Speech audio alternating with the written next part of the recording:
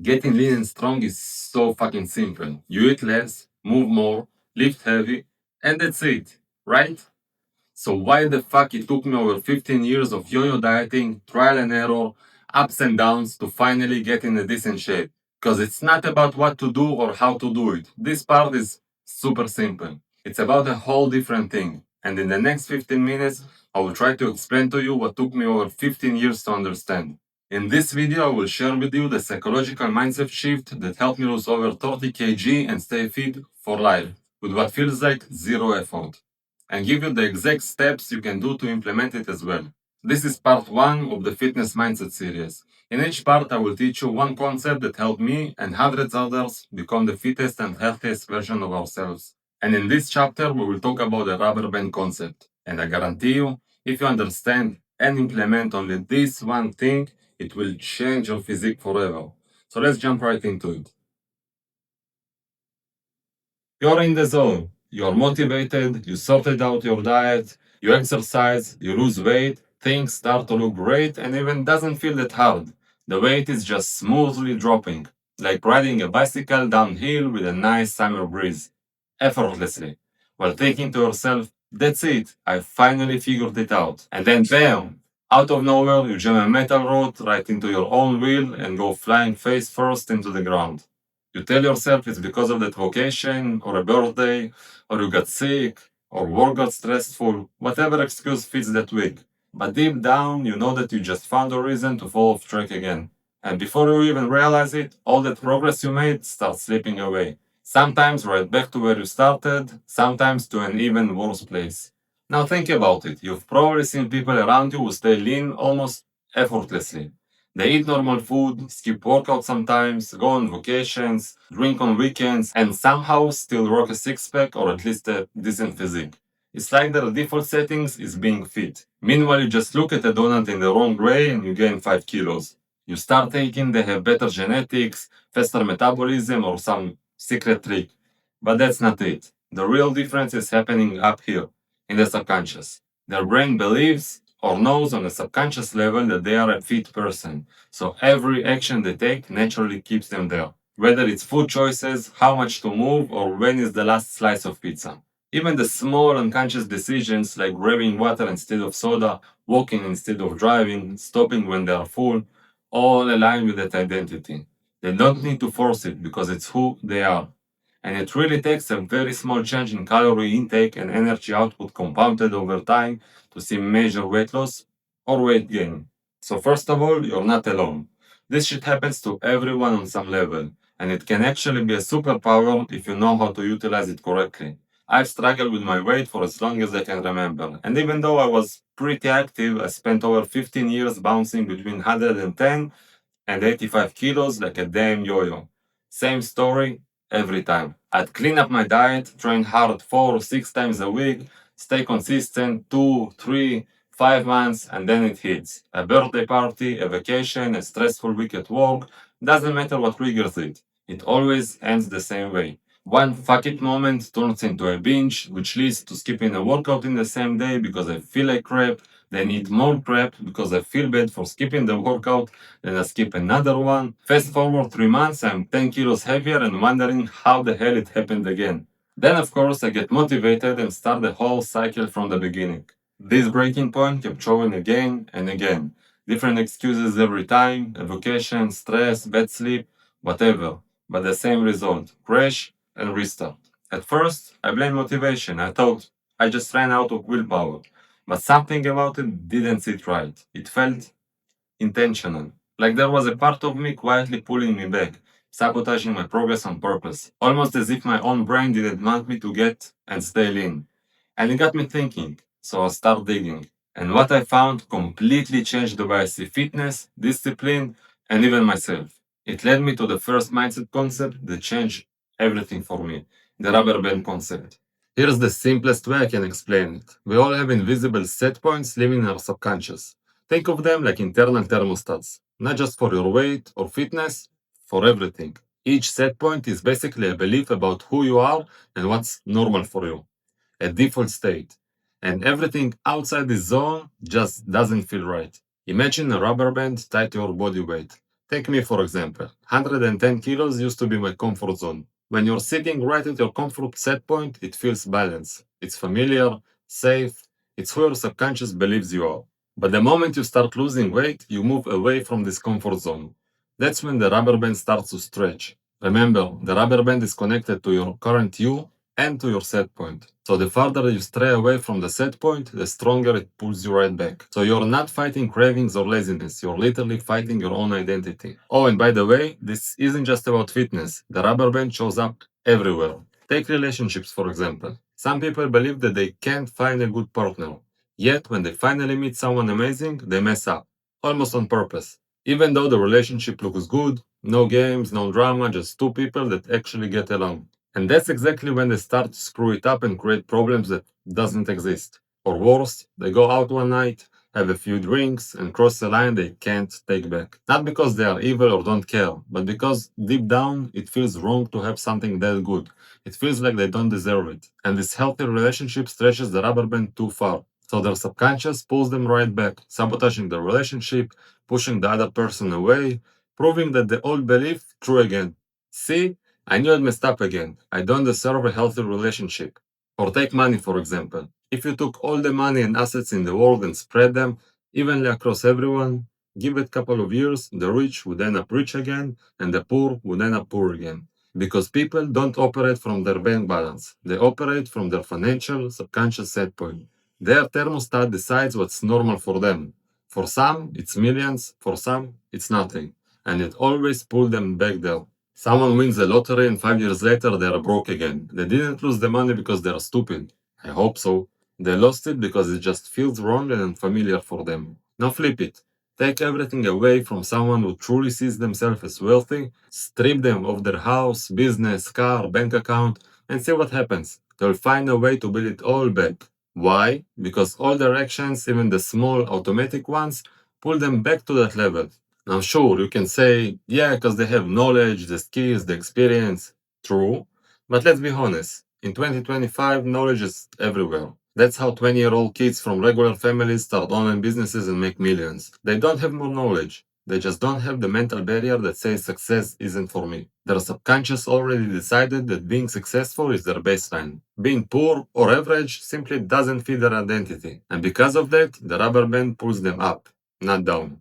Once I understood this whole rubber band thing, I started thinking, what if instead fighting it, instead of using motivation, guilt, pain, or trying yet another some fitness guru approach hoping it would eventually snap, I could just move it? What if I could shift my set point, my internal thermostat, from 110 kilos, let's say, to under 80? So that 75 to 80 kg will feel like home, and 110 feels like something off, like some other person and not me. That idea just hit me, because if the subconscious can pull you back to your old self, it can also pull you forward to where you want to be. So I went deep. I took a shovel and I started digging into everything that could help reprogram the subconscious. Hypnosis, visualization, breathwork, meditation, even some wild stuff like ayahuasca ceremonies in South America. And out of everything I tried, all the weird, expensive, life-changing stuff, one simple, accessible tool really stood out. Something you can literally do at home 10 to 20 minutes a day. No medications, no therapies, no shamans required. And that one thing is the main thing that helped me lose over 30 kilos and keep them off effortlessly ever since. And the best part, you can do it too. Just buy my course for 69.9 US dollars. Before we dive into the tool itself, let's do a quick test to see if you do indeed have a rubber band problem. Find a quiet spot, close your eyes for a few minutes, and imagine standing in front of the mirror, shirtless, looking at the version of yourself you actually aim to be, with your perfect physique. Not from the outside like you're watching a movie, but through your own eyes. See what it feels like to be that person, to have the abs, the posture, the confidence. I bet you won't be able to hold this image for more than a few seconds before your brain starts fighting back, snapping to another unrelated thought. Why? Because it's not who you believe you are. So, if you can't even imagine yourself being fit, how do you expect to actually achieve that? My goal with this video is simple. First, to help you understand how powerful this concept really is. And second, to show you exactly how to train your subconscious to shift how it sees yourself. Because once you can truly visualize yourself as that version of you, with a lean, strong body, everything starts to shift automatically. You won't have to force discipline or chase motivation, and it won't feel like an internal continuous fight. It will feel natural. The cravings will quiet down, you will stop fighting your own mind, you will actually want to train, and the crazy part is, it feels like the weight just starts melting off on its own. You start moving, eating, and thinking like a fit person. Not because you're trying to become one, but because deep down you already believe you are. You're just a fit person who happens to still carry around some extra weight. For now. But why is it so damn hard to change and rewrite the internal set point? Why does your brain fight you every time you try to do something good for yourself? Like meditate, eat, clean, or even just go for a walk. Your brain doesn't actually care about your six pack, your dream life, or your personal growth. Its main job is survival, not progress. And survival means keeping things familiar. Your brain loves comfort and predictability, even if your current comfort zone sucks, even if you are overweight, stressed, or unhappy. Your brain prefers that over the unknown, because unknown means danger. From an evolutionary standpoint, your brain still thinks you're a caveman. Back then, doing something new, walking in a new territory, eating an unknown fruit, could get you killed. So it learned this rule. If it's new, it might kill us. Let's just stay here. Now fast forward to 2025 and that same brain wiring still runs the show. You try to start meditating and your brain goes, nope, this feels weird. Let's scroll Instagram instead. You plan to hit the gym and your brain goes, we are tired, maybe tomorrow. It's not laziness, it's just your brain trying to save energy and keep you safe. Your brain burns massive amount of energy just existing, so it automates everything it can. When you try to change a pattern, you force it to use the manual override, the prefrontal cortex, and it needs to burn energy for that. So, it resists. That's why it feels uncomfortable, annoying, or pointless. That's literally your brain saying, man, that takes too much effort, let's go back to autopilot. Rewiring your brain actually requires discomfort. That resistance you feel, the restlessness, the boredom, the urge to quit, that's actually the moment the rewiring starts. Huberman calls it the price of plasticity. Your brain doesn't change when things feel easy, it changes when things feel awkward and tough. On top of that, your brain also fights you because of your identity. It's protecting who you believe you are. If your subconscious thinks that you are the lazy, overweight guy or the one that hates working out, then every action that doesn't match this identity feels wrong. Your brain literally tries to pull you back to your default self. So when you meditate, eat better, or push yourself through a workout, it's not that you are weak because you feel like it's hard. It's that your brain is running on outdated survival program that says change equals risk. Staying the same equals safe. So if your brain fights change that hard, how the hell do you actually change it? How do you convince your subconscious that the new version of you, the strong, fit, focused version, is the new normal? How do you move the rubber band to the new set point? That's where meditation comes in. At this point, you might be thinking, oh, fuck off. But I don't mean sitting like a monk in silence for an hour while thinking about nothing. I mean using meditation as a rewiring tool. Here's what actually happens. When you meditate, especially with intention and focus, you're teaching your caveman brain to observe, not react. That space between thought and reaction is where neuroplasticity happens. It's where you can literally catch your brain running its old script and replace it with a new one. Huberman talks about it a lot. When you are calm, alert, and focused at the same time, your brain enters a state that's perfect for rewiring. You're no longer acting out of stress or impulse, you're reprogramming. And this is the crazy part. During deep focus visualization, the brain doesn't distinguish between imagination and reality. If you consistently imagine yourself as lean, strong, and fit, the neural pathways for that version of you reinforce, just like practicing a skill. And eventually your subconscious starts going, oh, this is who we are now. Okay, that's how you move the rubber band. Not by fighting it, not by forcing motivation, but by slowly teaching your brain that your new baseline is safe. That being fit and healthy isn't something new. It is you. And once your brain accepts this identity, everything else starts aligning automatically. Your cravings, your habits, your energy, they all follow. That's why I say motivation isn't just relaxing, it's the most powerful form of mental training you can do. You're literally reprogramming your hardware. So when people say meditation changed my life, and by people I mean me, it's not because they got spiritual, it's because they finally stopped letting their subconscious run the show. Okay, so here's how you do it. First of all, sit. Don't lie down. You want to stay alert, not drift into a nap. Find a comfortable position, put a 10 minutes timer, and play some background music.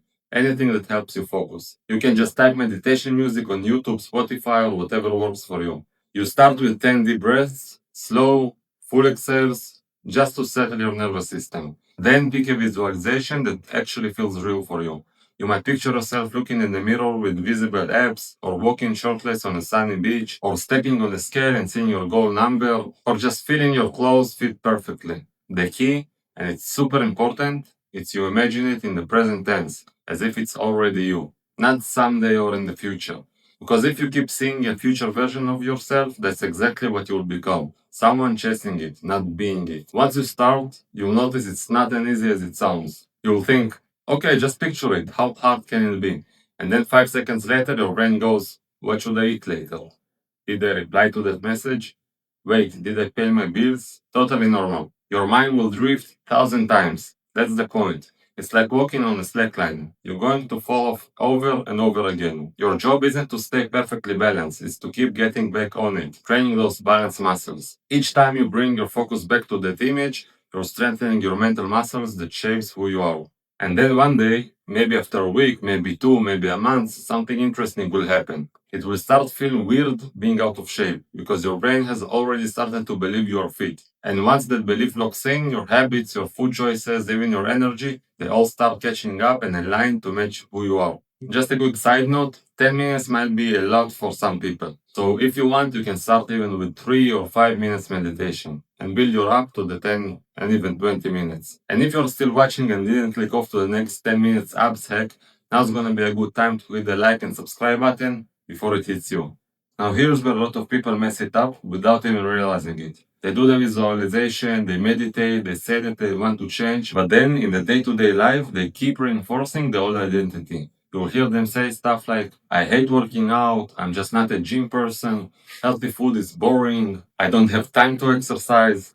Every time you say something like that, even as a joke or to yourself, your subconscious listens, takes notes. It goes, got it, that's who we are. And then it makes sure your actions match the identity. So instead, start talking like the person you actually want to be. And if you have to lie a little, go for it. Fake it till you make it, as they say. When people ask how your workout was, you say, perfect, can't wait to hit the gym again. Instead of, I'm fucking sorry, I hate it. When people ask how was the pizza, you say, I would rather eat a steak instead of give me another slice, and so on. At first, it sounds like bullshit, but your subconscious doesn't care. It just follows repetition. You feed it a story long enough and it starts believing it. And once it believes, your actions automatically start matching it. That's how you trick your brain into becoming the person you want to be. The crazy thing is, this combined with meditation is powerful enough to change everything. You don't need to combine it with 20 new habits or some complicated plan. Your habits are the byproduct of who you are. After about a week of doing this every day or even a couple of times a day, you will feel that something starts to shift. You realize you're not as hungry, you stop craving junk, you don't have to fight yourself to make good choices, they just start happening. It feels effortless. And here's a crazy claim. You can eat and do whatever you want and still get leaner. I will say it again. You can eat and do whatever you want and still get leaner. Sounds like complete bullshit, right? But that's exactly the effortless I was talking about. Hear me out. It's not about making yourself do and eat the healthy stuff. It's about teaching your brain to want the healthy stuff. When your subconscious starts seeing you as a fit person, you don't force yourself to eat healthy. You just naturally crave better food. Junk starts to feel like regret. The fifth beer on Friday night stops being fun and starts feeling like a bad deal. You're still eating whatever you want, it's just that what you want changes. I genuinely enjoy eating healthy, taking walks, working out. It makes me feel good. I just love it. No drug or food beats the feeling of being fit. That's the rubber band concept, and the first mindset shift that changed everything for me. Once you understand this and start practicing it, fitness stops being a fight. You stop forcing discipline, you stop starting over every few months, you just become the kind of person who stays fit for life.